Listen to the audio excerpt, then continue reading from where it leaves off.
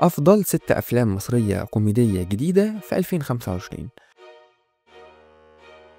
في فيديو النهاردة هشارك معاكم 6 أفلام مصرية كوميدية جديدة صدرت في 2025 واللي تستحق إن هي تكون ضمن قائمة مشاهدتك لو بتدور على فيلم خفيف ومسلي بقصة قوية ومضحكة في نفس الوقت.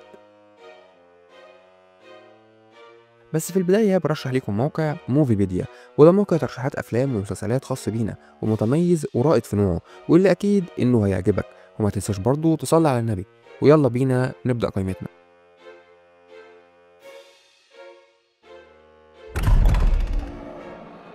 عمك ده غدت غتاتة، انا ما شفتش كده في حياتي. طب اتكلم كويس. ايدك جنبك وانت بتتكلم. الله الله الله الله. فيلم سيكو سيكو. الفيلم ده تصنيفه كوميديا ومغامرة، وبتدور قصته حوالين شابين من طبقة متوسطة، واحد منهم اسمه سيف وده بيشتغل في شركة شحن، والتاني اسمه كريم وده بيحب ألعاب الفيديو وبيعتبر نفسه محترف فيها. وفي يوم من الأيام بيتورطوا في موقف غريب لما بيوصل لهم طرد مشبوه عن طريق الخطأ، وده بيخليهم يدخلوا في سلسلة من المغامرات والمواقف الكوميدية، وبيلاقوا نفسهم مطاردين من ناس هم ما يعرفوش هم مين، وبيحاولوا يحلوا اللغز ده قبل ما يتورطوا أكتر. الفيلم بشكل عام بيقدم قصة مليانة ضحك وتشويق، ومن بطولة عصام عمر وطه الدسوقي وعلي صبحي وباسم سمرة وخالد الصاوي وطارق عماد وديان هشام، ومن تأليف محمد الدباح ومن إخراج عمر المهندس. عارف انت لو الناظر جه دلوقتي هيعمل ايه؟ هيعمل ايه؟ هيجيلي موجوع دموع وعين.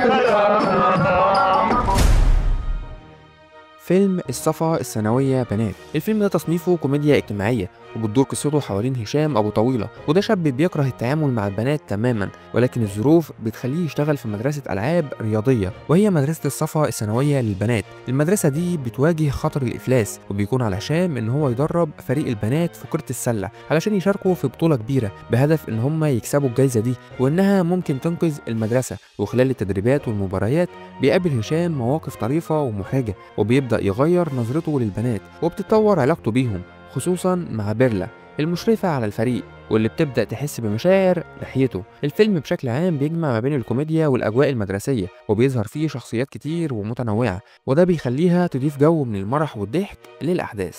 الفيلم من بطولة علي ربيع ومحمد أسامة ومحمد ثروت وبيومي فؤاد وسارة الشامي ولينا صوفيا، ومن تأليف أمين جمال ووليد أبو المجد، ومن إخراج عمرو صبحي.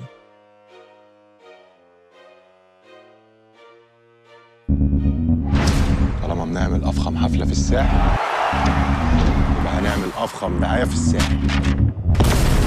انت يو دونت نو اس، احنا نجوم الساحل. فيلم نجوم الساحل. الفيلم ده تصنيفه كوميديا شبابية، وبتدور قصته حوالين حمزة، وده شاب بسيط بيحب بنت اسمها فريدة، وفي يوم من الأيام بتعزمه على عيد ميلادها في الساحل، وعلشان يلفت نظرها بيقرر يعمل أكبر حفلة في الساحل، وبيستعين بخاله اللي عنده فيلا هناك. وهو بيحضر الحفلة بيقابل حمزة وأصحابه مواقف كوميدية ومفارقات كتير بتكشف الفروق الطبقية بينه وبين الناس اللي موجودة هناك في الساحل، وهم بيحاولوا يثبتوا نفسهم وسط الأجواء دي. الفيلم من بطولة أحمد داش وميان السيد وعلي صبحي وأحمد عبد الحميد وعلي السبع ومالك عماد وتميمة حافظ، ومن تأليف محمد جمال وكريم يوسف، ومن إخراج رؤوف السيد.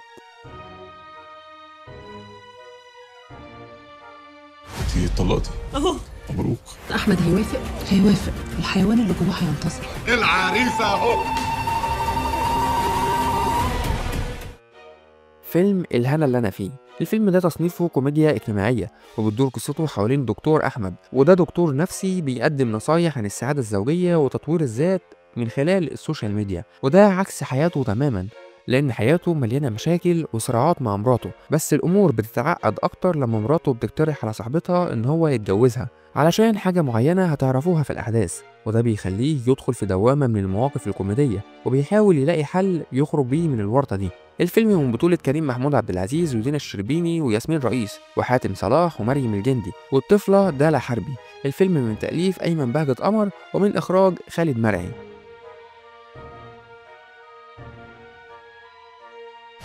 طازة ذكر بني اللون كامل الأعضاء فابريكا ليس به أي خدوش، هو ده. فيلم 7 أرواح. الفيلم ده تصنيفه كوميدي ساخر، وبتدور قصته حوالين 7 حكايات مختلفة، كل واحدة ليها شخصيتها ومشاكلها، والمصيبة دي هي جثة غامضة بتتنقل ما بينهم بشكل ساخر، وكل واحد فيهم بيحاول يتخلص منها بطريقته، وده بيخلق سلسلة من المواقف الكوميدية والفوضوية واللي بتربط القصص ببعضها. الفيلم بيشارك فيه عدد كبير من النجوم زي أحمد فتحي وسليمان عيد الله يرحمه وإدوارد وندى موسى وويزو وفرح الزاهد ولينا صوفيا ومحمد لطفي ومحمد رضوان وعلاء مرسي وأوتاكا. الفيلم من تأليف محمد فتحي ومحمد فاروق شيبة ومن إخراج شادي علي. دي الجامعة ولا فيلم فاست اند فيوس؟ اخواتي ما تقلقوش، الجامعه دي منطقتي. بس باشا هنخشها بالاسامي الهوا ولا ايه الحكايه؟ لعبة الاسامي دي عندنا. فيلم الحريفة الجزء الثاني. الفيلم ده تصنيفه كوميديا رياضية وشبابي، وبتكمل قصته أحداث الجزء الأول. بتركز القصة هنا على ماجد وأصحابه بعد ما كسبوا البطولة في الجزء الأول، وقرروا إن هم يستثمروا الجايزة، ولكن فجأة بيجيلهم منحة دراسية في جامعة أجنبية في مصر، وده بيخليهم يدخلوا عالم جديد تماما غير اللي هم متعودين عليه. وفي الجامعة دي بيقابلوا تحديات كبير، من أول الفروق الطبقية لحد تنافس الحريفة مع فرق تانية غيرهم، وده بيخليهم يحاولوا يثبتوا نفسهم وسط الأجواء الصعبة دي، ويكتشفوا إن النجاح مش في الملعب بس، لكن كمان في التفاهم والصداقة اللي ما بينهم. الفيلم من بطولة نور النبوي وأحمد غزي ونور إيهاب وخالد الدهبي وكزبرة وعبد الرحمن محمد وسليم التركي ونورين أبو سعد ودونا إمام. الفيلم من تأليف إياد صالح ومن إخراج كريم سعد.